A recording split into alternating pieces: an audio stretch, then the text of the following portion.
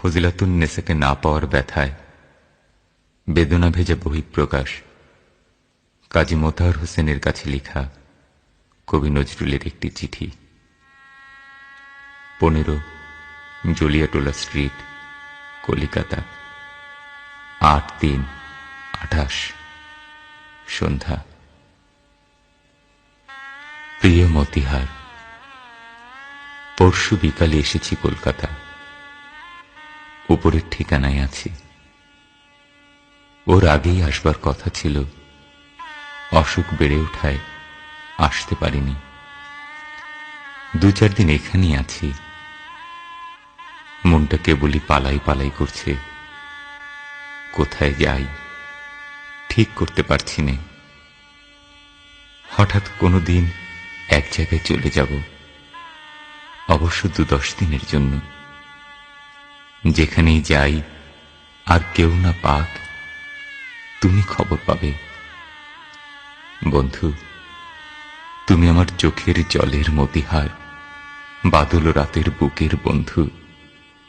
যেদিন এই নিষ্ঠুর পৃথিবীর আর সবাই আমায় ভুলে যাবে, সেদিন অন্তত তোমার বুক বিঁধে উঠবে।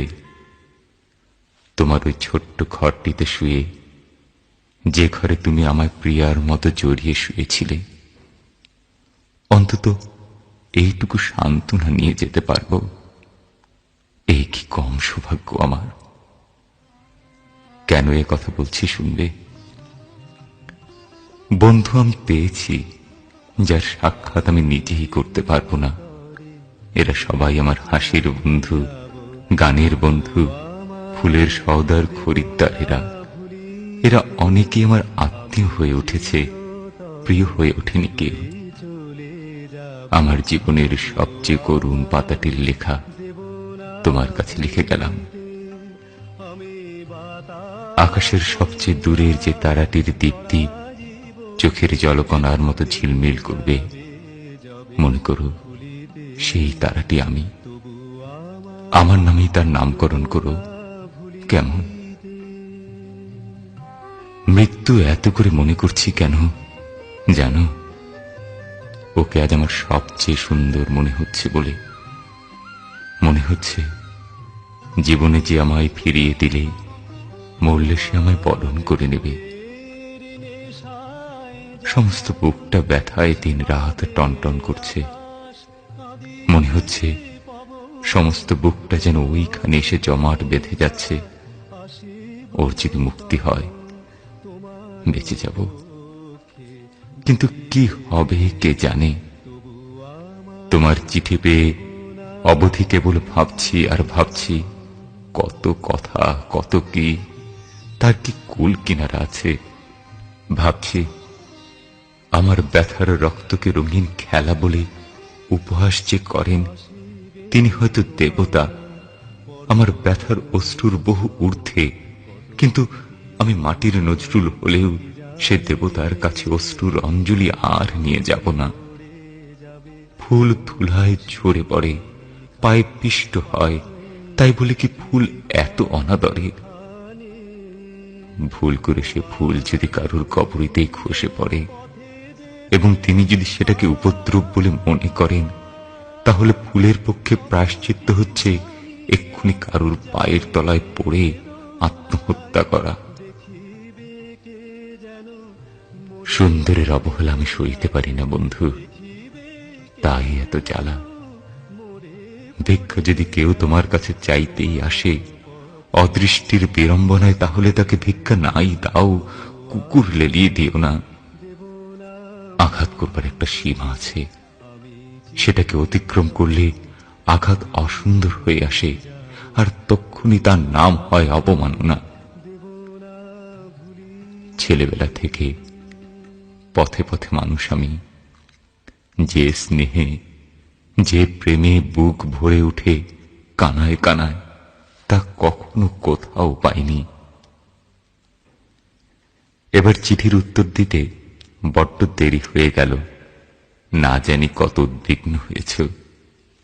কি করি বন্ধু, শরীরটা এত বেশি বেয়াড়া আর হয়নি কখনো। ওষুধ খেতে প্রবৃত্তি হয় না।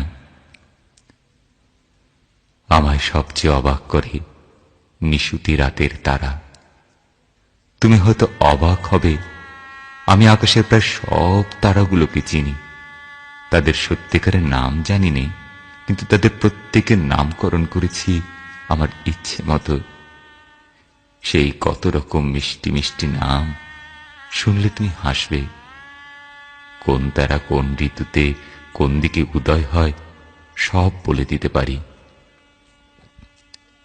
জেলের ভিতর যখন সলিটারি সেলে বন্ধ ছিলাম, তখন কর্মে ঘুম হতো না। সারা রাত জেগে কেবল তারার উদয়াস্ত দেখতাম।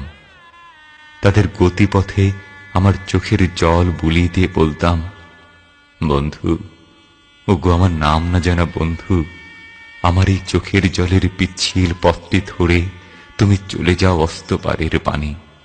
আমি শুধু চুপটি করে দেখি। হাতে থাকতো হাত কড়া, দেয়ালের সঙ্গে বাঁধা চোখের জলের রেখা আঁকাই থাকতো মুখে বুকে। আচ্ছা বন্ধু, কফোটা রক্ত দিয়ে এক ফোঁটা চোখের জল হয়, তোমাদের বিজ্ঞানে বলতে পারে?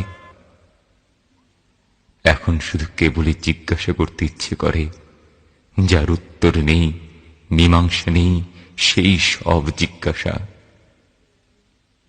যেদিন আমি ওই দূরের তারার দেশে চলে যাব, সেদিন তাকে বলো এই চিঠি দেখিয়ে সে যেন দুফোঁটা অশ্রুর দর্পণ দেয় শুধু আমার নামে।